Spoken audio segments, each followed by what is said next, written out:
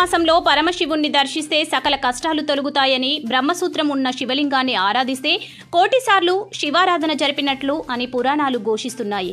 బ్రహ్మశ్రీ చాగంటి కోటేశ్వరరావు ప్రవచనంలో బ్రహ్మసూత్రం కలిగిన శివలింగాన్ని ఆరాధిస్తే విశేష ఆరాధన పుణ్యఫలం దక్కుతుందని, అలాంటి బ్రహ్మసూత్రం కలిగిన శివలింగాలు దేశంలోనే చాలా అరుదుగా దర్శనమిస్తాయని, అలాంటి మహత్తరమైన బ్రహ్మసూత్రం కలిగిన శివలింగం మన కొవ్వూరులో గోదావరి నది తీరాన వించేసి ఉండడం పూర్వజన్మ సుకృతం.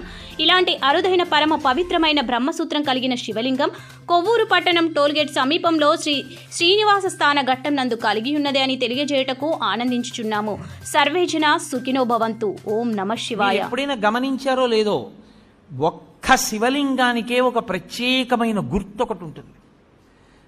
మీరు ఎప్పుడైనా చూడండి, అన్ని శివలింగాల మీద ఉండదు అలాగా. మీరు కొన్ని శివాలయాల్లోకి వెళ్ళినప్పుడు శివలింగం దగ్గరికి వెళితే దాని మీద కొన్ని గీతలు ఉంటాయి ఇలాగా. అది ఏమిటో తెలుసా గీత? అలా గీత ఎందుకు ఉంటుందో తెలుసా ఎవరికైనా? అలా గీత ఉంటే దాన్ని బ్రహ్మసూత్రము అని పిలుస్తారు. అలా గీత ఉంది అంటే నీ అదృష్టం పండి నువ్వు అక్కడికి వెళ్ళావని గుర్తు. 1000 మాటలు ఓ శివాలయంలోకి వెడితే నీకు ఎంత ఫలితమో, అలా గీతలు ఉన్నటువంటి శివలింగం ఉన్న గుళ్ళోకి వెడితే అంత ఫలితం.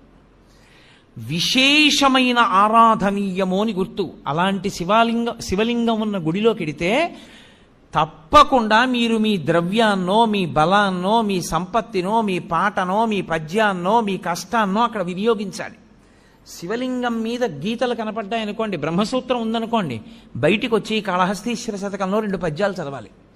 బయటికి వచ్చి మీకు వచ్చిన శ్లోకాలు 2 చెప్పాలి. పాటలు వచ్చిన వాళ్ళైతే 2 పాటలు పాడాలి.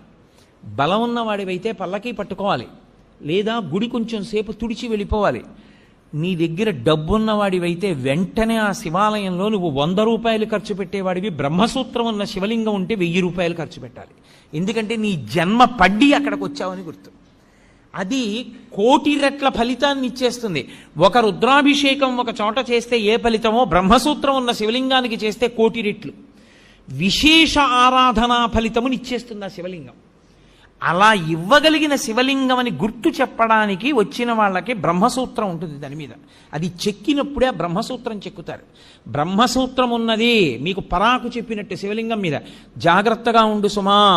తేతలి అని ఒక గ్రామం. మహానుభావుడు రాజరాజ నరేంద్రుడు వెళ్ళిపోతుంటే ఒక పాము అడ్డొచ్చింది, వెళ్ళనివ్వాల సైన్యాన్ని. ఏమిటి ఇలా అడ్డొచ్చిందని చెప్పి తెల్లవారుదామున వెళ్ళి చూశాడు. అద్భుతమైనటువంటి శివలింగం, దాని మీద ఉంటుంది బ్రహ్మసూత్రం. నేను ఎన్నో దేవాలయాల్లో చూసా బ్రహ్మసూత్రం ఉన్న శివలింగాల్ని. బ్రహ్మసూత్రం ఉన్నది మీ అదృష్టం పండిపోయిందని గుర్తు. మీరక్కడికి వెళ్ళి అపచారం చేసినా అంతే, 1,000,000 రెట్లే. మీరు అక్కడికి వెళ్ళి ఏమీ చేయలేదు, కూర్చొని శివ శివ శివ శివ అనుకుని వచ్చేశారు. శివ శివ శివ శివ 4 మార్లు మీరంటే 4 కోట్ల మార్లు మీరు శివనామం చెప్పారని వేస్తారు.